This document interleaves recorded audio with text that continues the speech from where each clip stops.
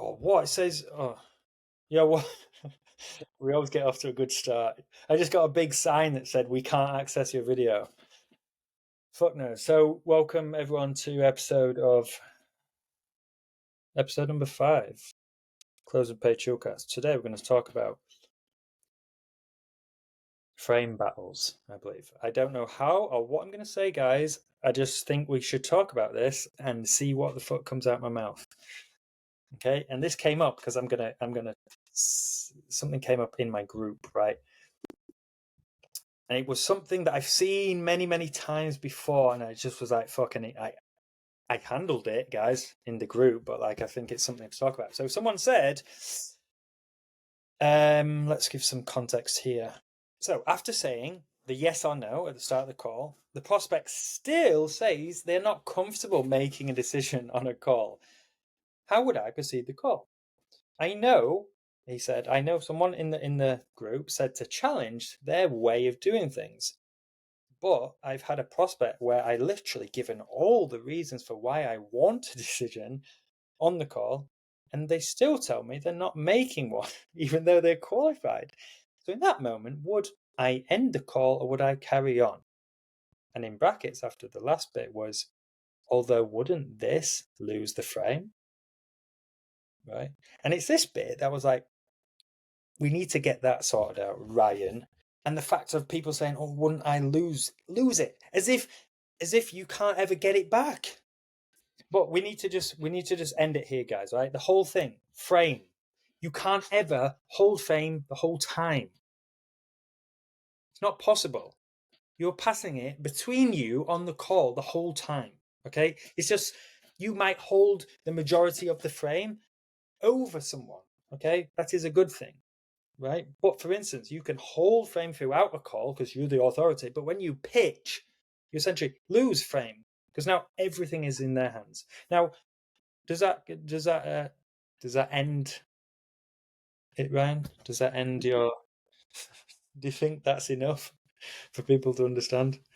No, I would say I don't think that is enough. I think a lot of times people always they always have like that idea where I think when you start off in sales, you kind of have like zero frame at any point in time ever. Like you're always just kind of like catering to other people. And I think the more jaded you get, like the more you kind of come around to like that idea of frame battles. But I think a lot of times people like immediately just overcompensate and like you said, try to have like frame 100%.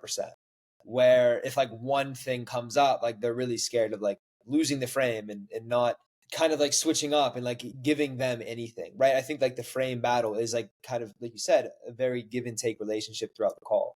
And if you're trying to just dominate them the entire time, it comes across like you're a dickhead. Yeah, man.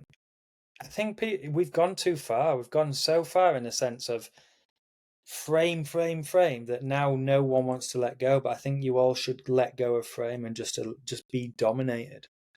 I'm joking. Don't be I don't know dominated. about that. No, I'm joking. It's what's his name in the group also said one time, I'm not interested in frame battles. I don't even join them, blah blah blah. And it's kind of funny, like I understand that, but just when you engage in any conversation, you have no choice but you are entering a frame battle. It's social dynamics. It's literally just happening all the time. Yeah. Whether you understand it and you can see it and watch it at play or not, it doesn't really matter. So I think I think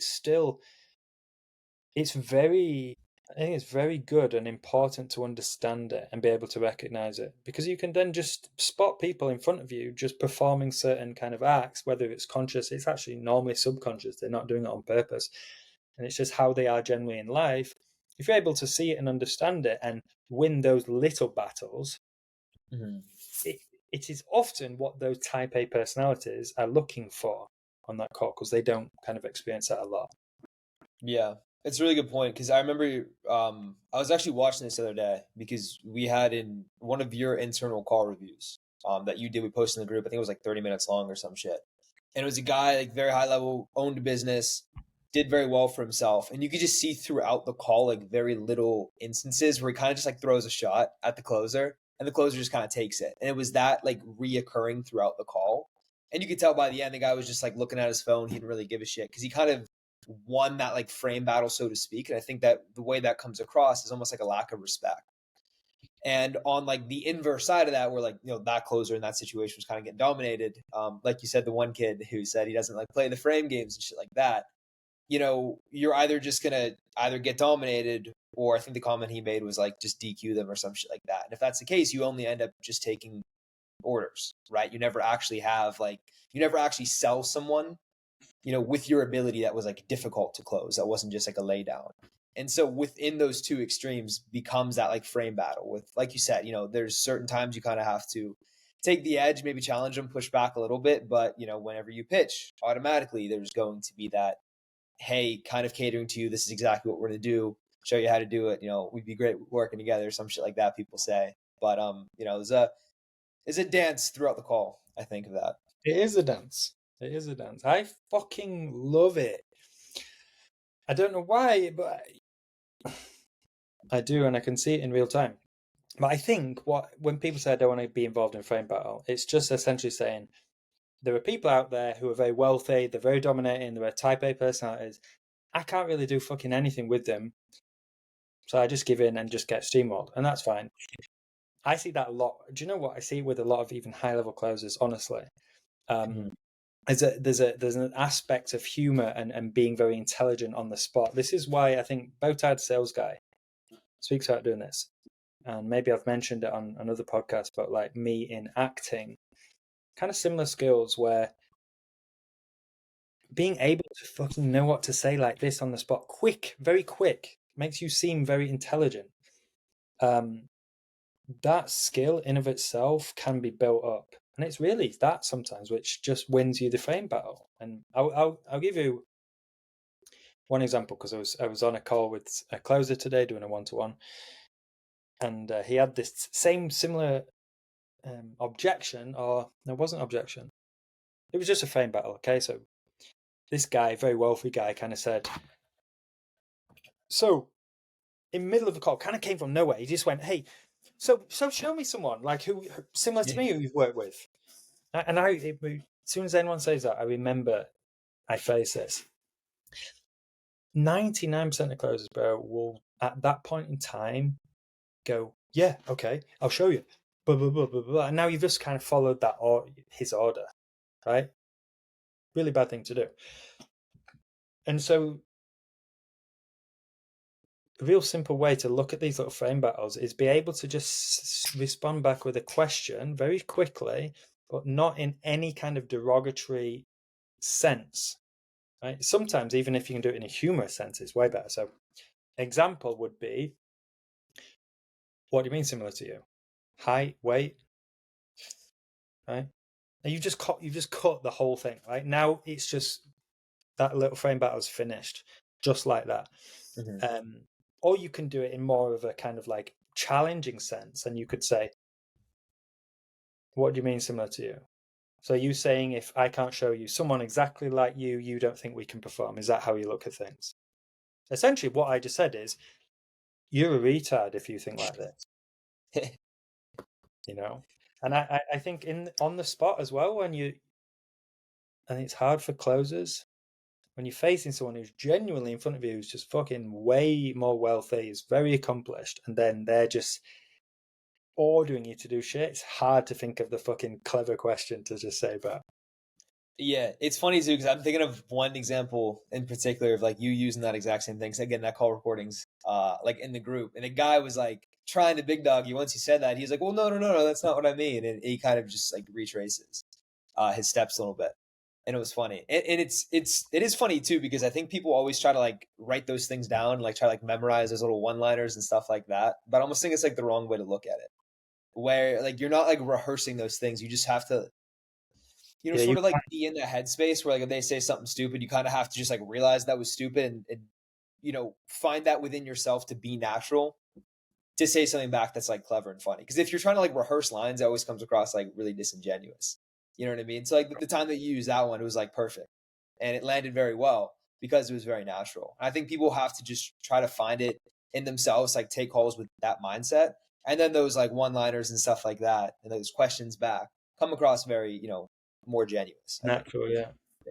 Well, that's why I even like genuinely, someone had a 1-to-1 consult with me, and he was like, "Hey, what do you think I should do outside of closing?"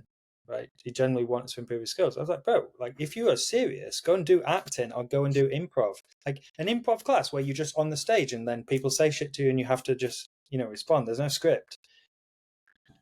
Get good at that. It's a skill where you just have to respond. You get good at it just because of the volume. You're not memorizing anything. You're just coming up with stuff. Like it's really good, and that's all it is. But I think there's this skill also. I was having this discussion with Bogdan, who maybe people know, but is Bogdan's really, really good. I watch lots of his calls. I'm hardly ever very impressed with things when I watch calls. It's very, very smooth. But one thing we were discussing, like the difference with me and him, it's like not whether this is kind of good or bad. It's like his way of what he's learned and how to be is like when someone hits him with kind of an objection, he has the most perfect answer. Right? So it's like 10 out of 10 answer, but it's not challenge. It's never a challenge. Right? It's never a clever question back.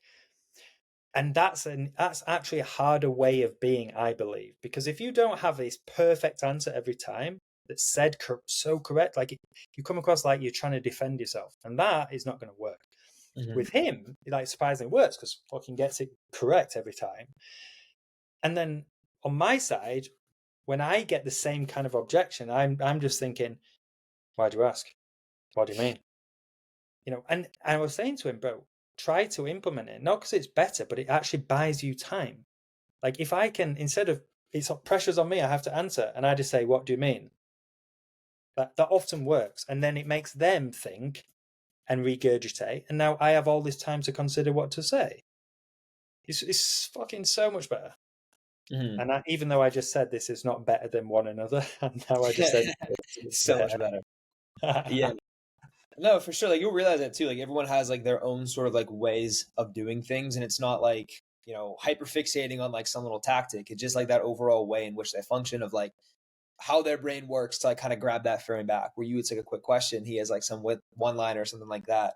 I remember like taking a lot of calls too. Like someone asks a stupid question, like you're just like you don't really give a fuck, and eventually it just becomes very fluid. You can just kind of fire off whatever in a very like humorous way, like some empathy and stuff like that, and it always just lands a lot better. Because when I first started, like the frame dynamics and stuff like that, and I think a lot of beginner closers make that same mistake. They're almost like trying too hard to grab the frame, and they just come across like a dickhead when they say things because they're just focusing more on like being dominant as opposed to kind of like putting the ball back in their court and using the humor and empathy and stuff to challenge them.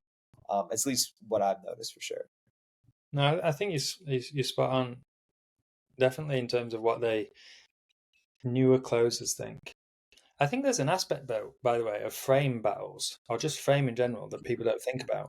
And it's not what you say. It's just kind of you can obviously tonality is an aspect of it that people think about, but then there's like the volume, and then your demeanor and your body language. Because another thing that me and Bogdan were doing a mock call, right? And he was the prospect, and I was doing my first kind of mock call with him on this consult thing, okay? And you can win frame battles in many ways by like I was just sitting like, and I do this on call sometimes. Just go, okay, yeah, that makes sense. And so, why like what's the motive behind this investment? Like, why do you want to do it? Other than you want to make more money, like what's the case? Yeah, I'm so quiet. Like I don't feel looking at other shit. Pick up my phone, like, okay, yeah. I know that seems fake, but like. I picked this up through acting. No, I'm not trying to act, but in acting, when you get told, right, you're up, you've got to go and do this thing, and you've got to do your lines and stuff, bro, it's fucking mad. Your heart just goes boom, boom, boom, boom, boom, and you start sweating like the first few times. So it's really fucking hard, and you can't perform. You can't act when that's happening. Like it just doesn't work. And so I taught myself this ability to like, when you're ever in a fairly tense situation, sit there like calm, breathe, and talk on that level as well, because it often like it calms you, keeps your heart rate down, but it also like makes everyone think as well that you are insanely calm. Do you know what I mean? Yeah, for sure. And that's a good point too. It leads into that, not being like desperate for the deal. If you're like super laid back and super chill, and they answer like, yeah, for sure, I definitely get you want to make more money, but like, what's kind of the motive behind it? If you're super laid back, you're super chill. It just like you said, like the social dynamics, like they begin to like kind of over explain and like kind of qualify themselves to you. Where I was reviewing someone's call was the same thing, where like the dynamic of the call was luckily where the way they did it in marketing, like the company already kind of had like the A side to it. And that's what I was telling the closer. It's like, dude, just like be chill and say like, okay, give me a high level overview of your business. And be like, okay, cool. What's like the rev numbers? Cool. Just 1 year? Interesting. Okay. Got it.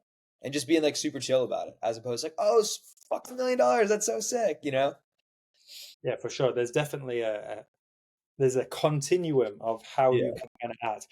You do have to be careful though, because if you've got someone who's very much on the ball and you're like, yeah, so what's the rev numbers? That's not the way to go. But for sure, you should be chill. I just came off a call, bro, and the reason I'm bringing it up is because with him, there was this, and people will have been in this situation loads. We take a deposit, like you don't get any content from us, like investor documents, contracts, anything, without a deposit, right? Now, this is a tense affair when you discuss this, right? Hardly anyone says, okay, straight like that and pay it. Everyone has an internal fucking battle with themselves. I don't mean me, I mean the prospect. They have alarm bells going off all the time. And one thing I've realized as well is like, it's going to happen, and I fucking know everything that's going to come out of the mouth. But if you sit there and talk on that level and tone and be so calm about it, it really helps them because they realize you. It's kind of like saying, I'm really not bothered, but you challenge. So this guy was like, oh, well, yeah, I understand. Like, he understand the logic because I'm not going to give all this stuff for free to everyone. So he's like, okay, I understand, but like, I don't know you at all. I was like, so with every investment you make when you first speak to someone, isn't that the case? We're talking, and like generally, we were talking about 100,000 plus to spend, right? And this deposit was $1,000 refundable. So I was like, if you can't get over $1,000 refundable deposit in terms of trust, then how are we going to do the 100,000? And he's like, well, it's not about the money. It's just about, you could do anything with it. I'm like, yeah, but I guess that's some of the risk you might have to take right now. And then I actually came in with a lifeline. I was like, do you know what? I've never done this. I write you an email and I'll put in the email, these are the stipulations of the refund if that would help. And he, like, bro, he literally just wanted any lifeline. Didn't even matter. He wanted to feel like he had a bit of control. And I gave him that, and he was like, okay, yeah, it did make sense.